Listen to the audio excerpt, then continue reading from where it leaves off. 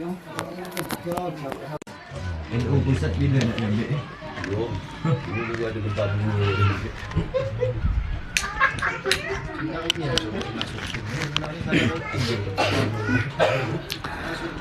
Bismillahirrahmanirrahim. Assalamualaikum warahmatullahi wabarakatuh. Bismillah, alhamdulillah, wassalatu wassalamu ala rasulillah Sayyidina wa maulana Muhammad ibn Abdillah wa ala alihi wa sahbihi wa mawalah. Wala hawla wala quwwata illa billah.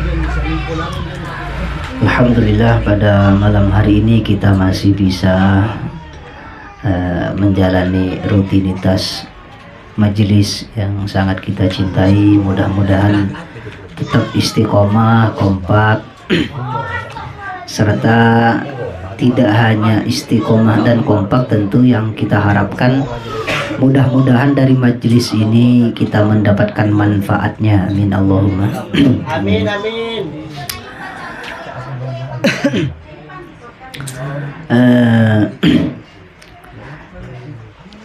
Seperti biasa saya ingin menyampaikan beberapa hal yang tertulis di dalam kitab Nasoihul Ibad ya, karangan, kalau Nasoihul Ibadnya karangan ini Syekh Nawawi Al-Bantani ya. Cuma kalau yang punya matannya Al-Mawaidnya ini kepunyaan seorang ulama ahli hadis ya, yakni Ibnu Hajar Al-Asqalani. Ternyata beliau yang ahli hadis ya, yang mensyarahi Sahih Bukhari dan beberapa kitab yang luar biasa besar. Ternyata tidak hanya ahli di dalam satu bidang keilmuan, ternyata beliau juga ahli mawaid ya, ahli mauidhah. Kalau sekarang ya ulama kondang lah, suka beliau biasa menyampaikan ceramah-ceramah. Di antara mawaid yang beliau sampaikan, mauidhah yang beliau sampaikan adalah hadis Rasulullah sallallahu alaihi wasallam, bahwa qala Nabi sallallahu alaihi wasallam, "Thamaniyatu asya'a la tashba'u min thamaniyatin." Ada 8 perkara, 8 hal yang tidak pernah kenyang dari 8 hal. Ada 8 perkara yang mana dia tidak akan pernah kenyang, puas dari 8 hal. Pertama, al-ainu minan nazar. Mata ini tidak akan pernah puas untuk melihat. Mata tidak akan pernah puas untuk melihat. Mata itu akan selalu kelaparan untuk melihat. Dari melihat hal-hal yang baik sampai melihat hal-hal yang buruk. Dari melihat hal-hal yang terpuji di orang lain sampai meneliti aib-aib dan kekurangan orang lain. Itu mata. Suatu ketika Rasulullah pernah bersabda, "Istahyu minallahi haqqal haya." Malulah kalian, Nabi sedang memberikan wejangan atau pitutur kepada para sahabat. Kemudian Nabi mengatakan, "Istahyu minallahi haqqal haya." Ayo kalian semua malu kepada Allah dengan sejatinya malu. Faman istahya minallahi haqqal haya falyahfadir ra'sa wa ma wa'a.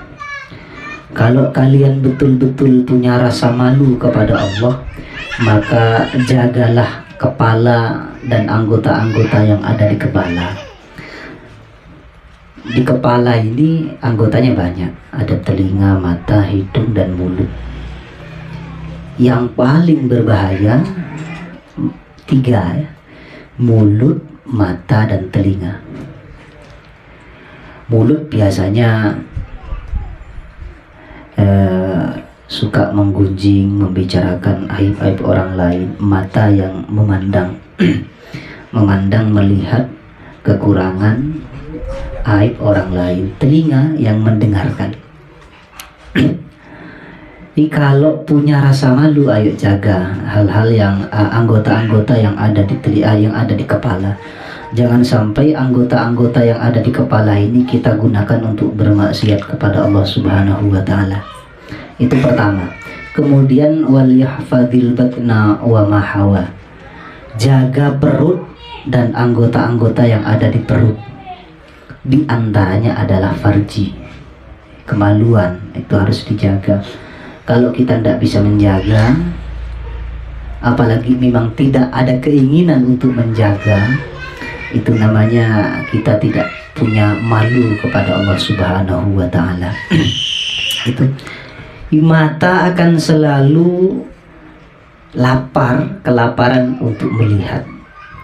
Oleh karena itu Nabi mewanti-wanti dijaga. Min husni islamil mar'i tarkuhu ma la ya'ni. Di antara kesempurnaan kebaikan Islamnya seseorang itu, dia selalu menjaga tidak melakukan hal-hal atau meninggalkan sesuatu yang tidak bermanfaat baginya.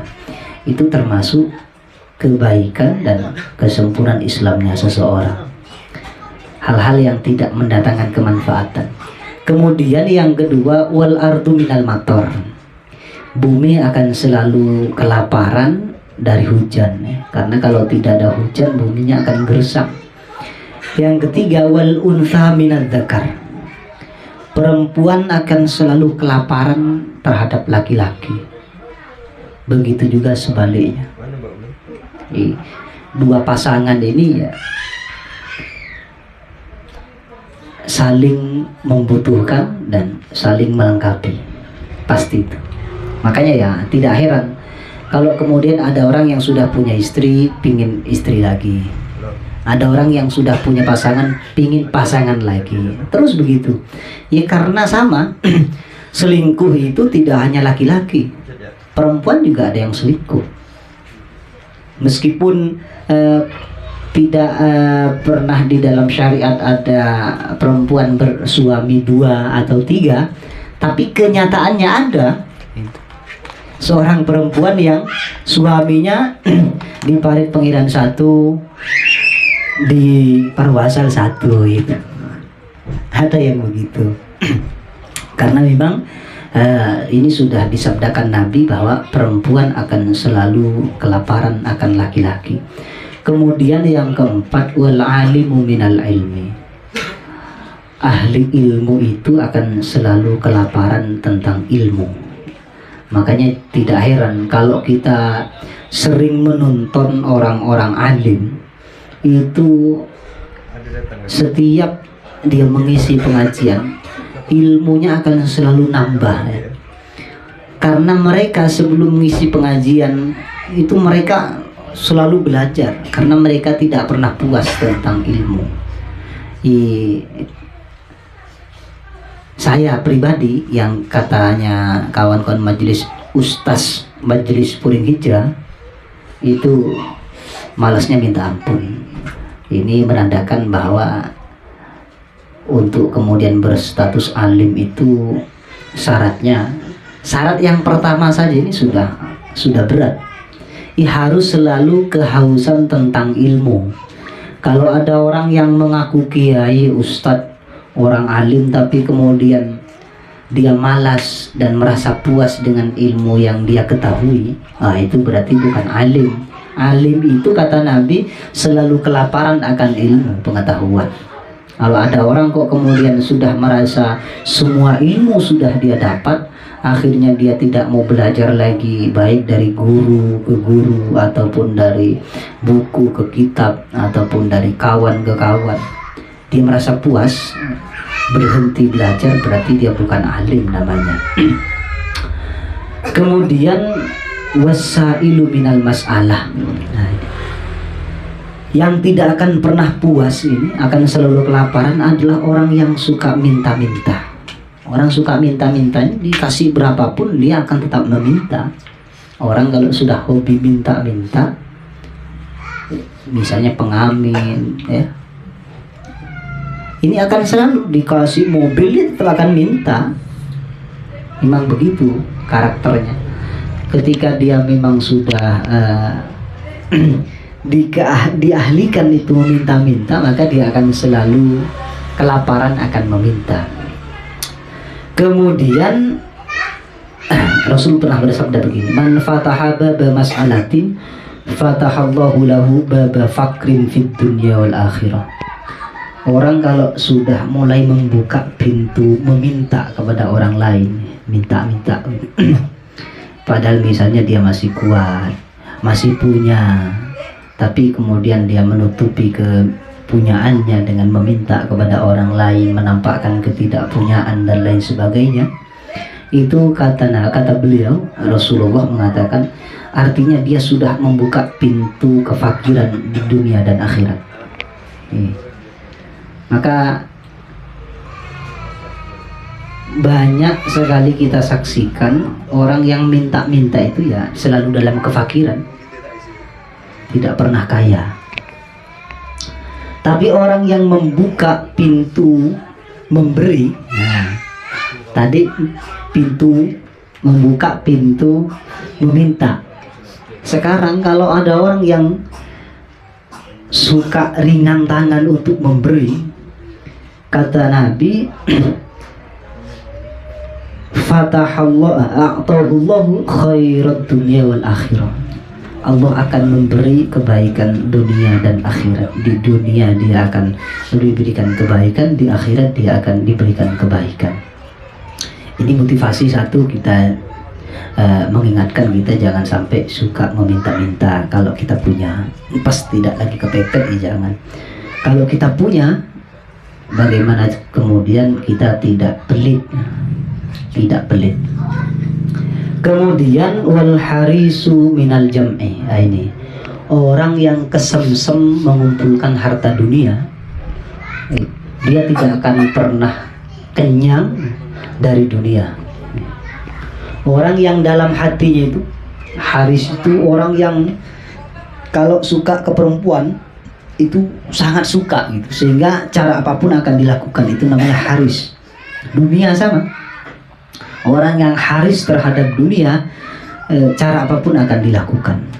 Padahal kata Nabi, dunia itu halaluhu hisabun wa haramuhu adabun.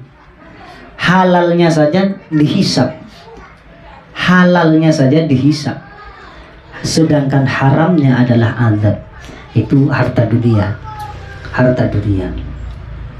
Oleh karena itu kemudian Syekh Nawawi Al-Bantani mengatakan begini, wad dunya ala thalathi tabaqatin.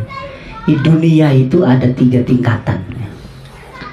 Ada dunia yang fiha ats-tsawabu, fadunyan fiha ats-tsawabu wa ukhran fiha al-hisabu wa thalithatun fiha al-azabu. Ada dunia yang di dalamnya terdapat pahala. Kemudian ada dunia yang di dalamnya ada hisab. Dan yang terakhir ada dunia yang di dalamnya terdapat azab. Nah, ini yang perlu kemudian kita perhatikan. Kita masuk yang mana nih? Yang pertama ke yang kedua ke atau yang ketiga? Kalau yang ketiga, a'udzubillahi min dzalik. Terus kriterianya seperti apa? Fa'ammal lati fiha thawab fahiya allati tasilu biwasitatiha ilal khair wa tanju biha minasyarr wa hiya atiyatul mu'min wa mazra'atul akhirah. Harta dunia yang di dalamnya terdapat pahala itu adalah harta dunia yang menjadikan perantara, yang menjadi perantara terhadap kebaikan dan menjadi perantara terhindar dari keburukan. Nah ini, misalnya dengan punya harta, dia tidak mencuri, dia tidak nyolong, dia tidak minta-minta. Ini kan jadi dengan hartanya dia selamat dari keburukan-keburukan.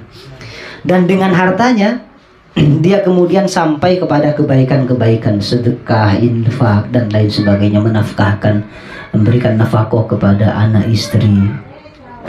Maka tentu harta dunia yang kemudian ia pergunakan untuk mencapai kebaikan dan terhindar dari keburukan, ini di dalamnya terdapat pahala. Kemudian yang kedua, dunia yang di dalamnya terdapat hisab, perhitungan. Nanti dihitung, ditanya, dan prosesnya lama. Ini harta dunia yang allati la tashtaghilu bisababihi an ada'i ma'murin wala tartakibu fi talabiha amron mahzuron. Ini harta dunia yang dengan harta itu orang tidak kemudian meninggalkan perkara yang diperintah, juga tidak melanggar perkara yang dilarang. Nah, ini harta dunia yang meskipun dia sibuk dengan hartanya itu, dia tidak lupa kalau waktunya sholat gitu, waktunya puasa. Nah, ini, dan tidak menabrak dengan hartanya ini karena kesibukannya, dia tidak menabrak hal-hal yang dilarang oleh Allah. Misalnya kebetulan kita jual beli, kita tidak melakukan jual beli yang ada unsur ribanya, ada jual beli yang unsur penipuannya. Ini nih, meskipun tidak ada dosanya, kata beliau, hisabnya lama sekali. Lama. Ditanya nanti itu, diinterogasi itu lama sekali. Yang terakhir adalah harta dunia yang terdapat dosa. Nah, ini, yang ini. Tentu ini kebalikan dari harta dunia yang kedua. Ini harta dunia yang dengan kita sibuk mengumpulkannya, kemudian kita lalai dari melakukan perkara-perkara yang diperintah oleh Allah. Karena kita sibuk ingin memperolehnya, mengumpulkannya, sehingga kita menabrak hal-hal yang dilarang oleh Allah di sana sini. Nah, ini yang kata Nabi, dunia ini halalnya saja dihisab, sementara haramnya itu siksa. Lantas kenapa kemudian kalau endingnya dunia ini seperti ini, kemudian kita berebut untuk mengumpulkannya sebanyak mungkin? Kalau kita punya tujuan yang jelas-jelas akan menimbulkan pahala, mendapatkan pahala, itu baik. Tapi kalau kemudian kita punya niat dengan kita punya harta itu hanya akan membebani kita, yakni memperpanjang hisab, lebih-lebih memunculkan dosa. Ah, ini sekali lagi ada pepatah ini, sebaik-baik harta itu harta yang ada di tangan orang alim. Kenapa? Karena mereka tahu cara menggunakan harta yang benar. Seburuk-buruk harta itu harta yang ada di tangan orang bodoh, karena dia tidak tahu cara menggunakan harta.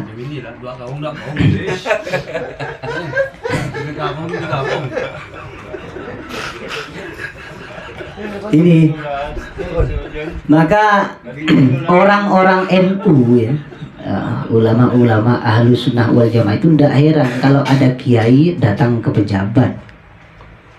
Kenapa? Ya karena kan biasa orang menuduh kiai itu cinta dunia dengan pergi ke rumah-rumah pejabat atau membuka pintu untuk pejabat-pejabat datang ke rumahnya. Orang beranggapan itu ulama-ulama su karena sudah mundar-mandir ke rumah pejabat. Loh, Pak, kalau kemudian para pejabat itu tidak mundar-mandir ke rumah orang alim, atau orang alim membiarkan pejabat tidak kemudian memberikan harta bendanya kepada orang alim, itu bahaya, man. Itu bahaya.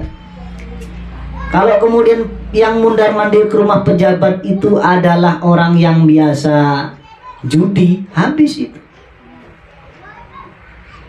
Tapi kalau orang alim masuk ke rumah pejabat, misalnya dikasih duit, itu paling jadi bangunan pondok, jadi masjid gitu. Orang alim, kiai kan banyak, biasa kiai ada yang fitnah kiai. katanya kiai sekarang tidak bisa diikuti karena sudah tidak bukan ulama ul akhirah tapi ulama usud, karena suka mondar-mandir ke rumah pejabat. Ini salah satu yang kemudian kita tidak boleh ikut-ikutan memandang seperti itu. Kadang kita ini terbawa karena yang menyampaikan menurut kita mungkin seorang tokoh, ya kita juga kebawa. Kemudian timbul dalam hati kita kebencian kepada seorang alim. Nah ini kan bahaya nih. Bahaya. Karena tidak ada seorang alim yang bukan waliullah. Pasti itu. Tidak ada seorang alim yang bukan waliullah. Ulama tuh pasti waliullah. Itu sudah janjinya Allah. Innama yakhsyallah min ibadihil ulama. Hanya ulama yang betul-betul tahu bagaimana kemudian dia hakikat takut kepada Allah. Hanya ulama. Makanya tidak akan pernah ada orang yang alim, betul-betul alim seperti tadi itu. Orang yang selalu kehausan ilmu, kelaparan ilmu. Itu pasti waliullah itu. Kalau kemudian dalam hati kita ini muncul sebuah kebencian gara-gara kita lihat-lihat di YouTube, di media sosial, dikatakan orang alim yang mondar-mandir ke rumah pejabat tidak boleh diikuti. Kemudian dalam hati kita muncul rasa benci kepada orang alim yang disebutkan tadi. Awas, hati-hati. Karena darah para wali Allah itu adalah racun yang bisa membunuh. Itu yang harus kita jaga. Menjaga bagaimana hati ini kemudian tidak suudzon lebih-lebih kepada seorang ulama. Karena yang tahu betul dia sombong, dia suka cinta dunia ini bukan orang lain, dia pribadi. Kita tidak bisa nuduh misalnya Ustadz Oga suka dunia karena tiap hari 24 jam jualan terus misalnya. Tidak bisa.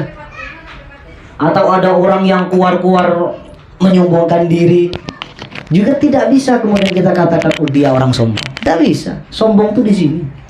Sombong itu di sini, iman juga di sini. Orang tidak bisa keluar-keluar saya beriman kalau di sininya kosong. Ini intinya.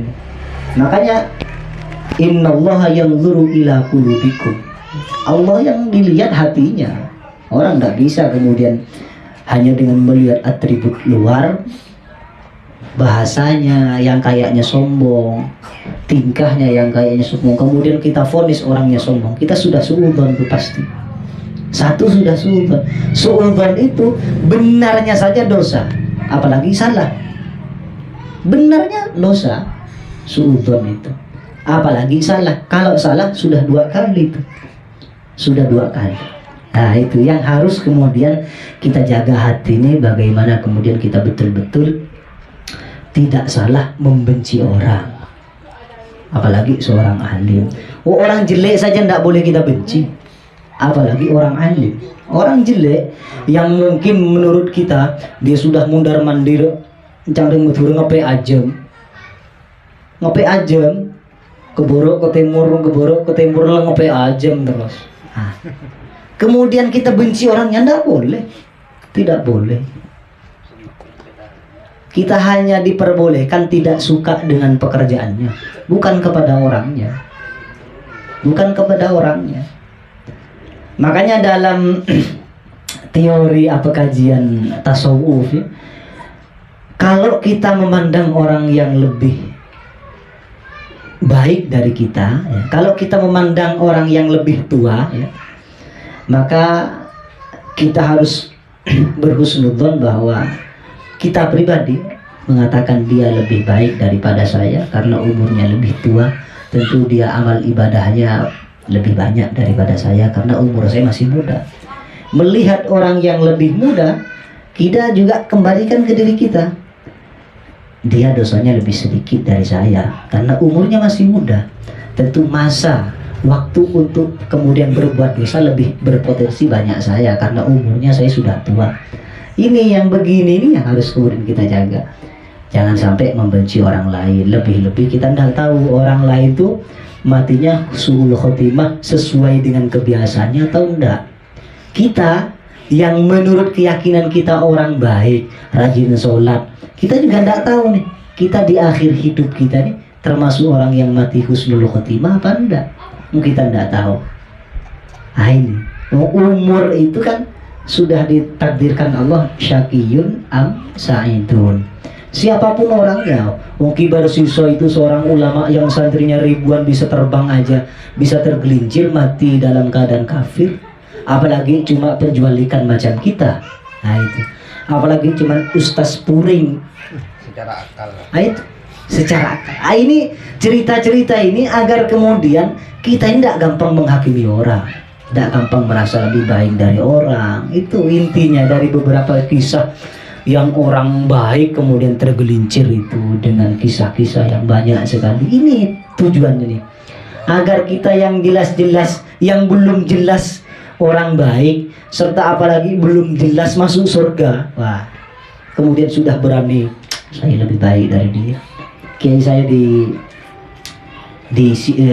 Lirboyo itu pernah bilang begini, namanya Kiai Soleh Abdul Jalil. Kalau sampian belum menginjakkan kedua kakinya di pintu surga, nggak boleh sombong. Kalau kaki kita ini belum betul-betul berdiri tegak di pintu surga, nggak boleh sombong. Kalau cuma satu kaki masih bisa tergelincir ke neraka. Nah ini, kalau sudah dua betul-betul di pintu surga, kita boleh menyombongkan diri kepada orang lain yang mungkin menurut kita orang lain itu lebih jelek dari kita karena kebiasaannya. Kalau kita tidak bisa memastikan kedua kaki kita berdiri tegak di surga itu, kita apa-apa yang mau kita sombongkan? Amal ibadah, ilmu, santri, apa kita nggak punya? Andai kan punya santri, itu nanti berat juga tuh tanggungannya tuh. Santrinya nanti yang tanggung jawab kiainya. Begitu terus gitu. Yang punya majelis Ustadz Mehmet. Saya tidak mau ikutan. Nanti sampean cari beliau aja. Saya mau sendirian aja. Wah, parah nih. Saya nanti mau cari Habib ya. Mau pegangan di belakang. Iya betul itu berarti. Oh itu. Makanya saya kemudian tidak merasa bangga karena saya biasa ngisi di majelis. Udah, itu beban. Oh kita dipinjami duit aja di pasar beban, apalagi kemudian di akhirat dibebani orang begini. Nanti itu, wah itu jamaah apa majelis Puring Hijrah. Siapa ketuanya? Ustadz Mehmet lah. Nyata paling bawa beban ya. Amin. Mudah-mudahan meskipun bukan ketua kita yang bawa, bukan ustadz-ustadznya yang bawa, bukan habib-habibnya yang bawa. Ya mudah-mudahan lah majelisnya sendiri yang bawa. Amin. Karena tempat yang pernah kita singgahi untuk melakukan amal baik itu akan menjadi saksi di hadapan Allah Subhanahu wa taala. Begitu. Misalnya Ishak itu masukkan ke neraka, nanti enggak datang rumah si Mustaqim. Dia bersaksi kalau Ustadz Ishak pernah baca Al-Quran, kemudian ngisi pengajian, menyampaikan hadis Nabi di rumah ini. Nanti rumah-rumah itu akan jadi saksi semua di hadapan Allah. Makanya jangan bosan-bosan, apalagi malas pergi ke tempat-tempat yang baik, karena itu akan menjadi saksi. Tinggal nanti ditanding tuh, diadu. Lebih banyak tempat maksiatnya kah atau lebih banyak tempat yang baik yang mau jadi saksi? Karena semuanya di saksi itu. Tempat yang pernah dulu kita bermaksiat datang juga jadi saksi. Tempat yang datang semua nanti tinggal beradu aja tuh. Makanya kemudian sholat sunnah tuh, sunnahnya itu tidak satu tempat, dia pindah tempat. Dalam aturan fikih itu, kalau ada orang sholat sunnah, misalnya sholat sunnah duha, sunnahnya dia pindah 2 rakaat di sini, nanti di sini. Kenapa? Semakin banyak tempat yang dia jadikan sholat, semakin banyak saksi yang akan bersaksi di hadapan Allah. Gitu. Itu kuncinya itu. Ada triknya juga untuk memperbanyak amal saksi-saksi nanti. Makanya kemudian kata Nabi, kalau melakukan kejelekan diusahakan jangan disebarluaskan. Karena nanti jadi saksi itu kalau dengar. Kadang kita kan bangga, saya punya pacar 5. Cewek sekali saya buka room 5 nimpel. 5 aja di saksi. Nanti cerita di majelis. Wah, orang majelis jadi saksi semua. Hati-hati.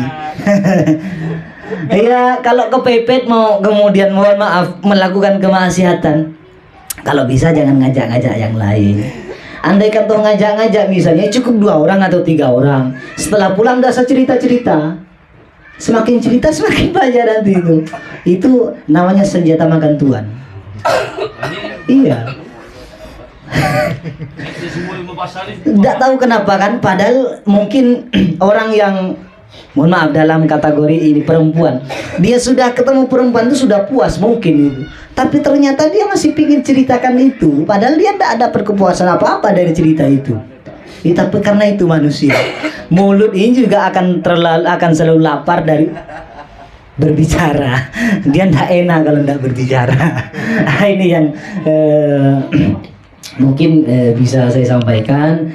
Kurang lebihnya saya mohon maaf. Sekali lagi kita jangan pernah bosan-bosan untuk menghadiri tempat-tempat yang ada unsur kebaikannya, karena itu akan menjadi saksi di hadapan Allah Subhanahu wa taala. Kalau kita mau melakukan kemaksiatan, saya tidak menganjurkan kita sampean melakukan kemaksiatan. Andaikan mau melakukan kemaksiatan, kalau bisa jangan pindah-pindah tempat. Biar itu yang jadi saksi.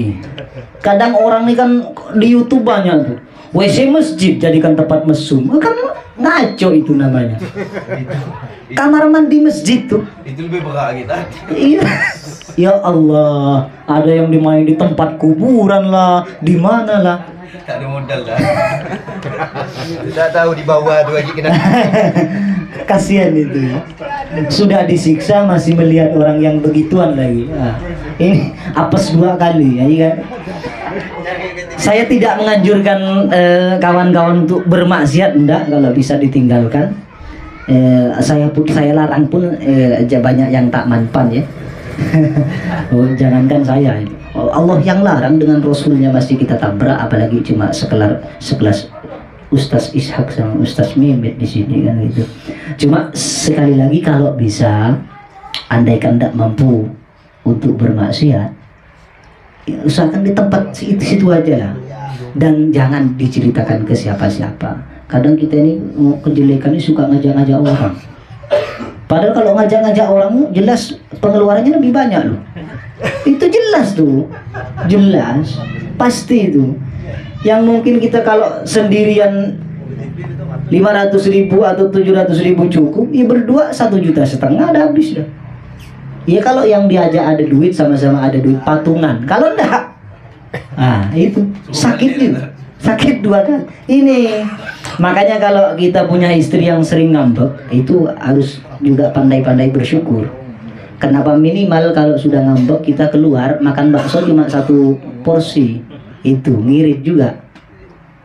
Gitu. Kalau lagi baik kan ngajak keluar nih sama istri. Kalau makan bakso mesti 2 porsi. Makan sate 2 porsi. Kalau istri lagi ngamuk-ngamuk, kita ngindar dengan cara menghilangkan itu stres ya. Kita tinggal keluar pesan kopi, pesan sate, itu pengeluarannya sedikit. Artinya kejadian-kejadian itu kalau kemudian kita sikapi dengan bijak, itu ada hikmahnya semua. Kadang kita kan enggak, istrinya ngamuk, kita ngamuk juga, akhirnya ya kayak ayam bertarung.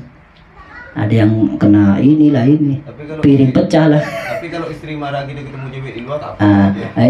Itu bukan hubungan saya ya. Mungkin hanya ini yang bisa saya sampaikan, kurang lebihnya saya mohon maaf. Wabillahi taufiq wal hidayah. Assalamualaikum warahmatullahi wabarakatuh. Mari kita tutup.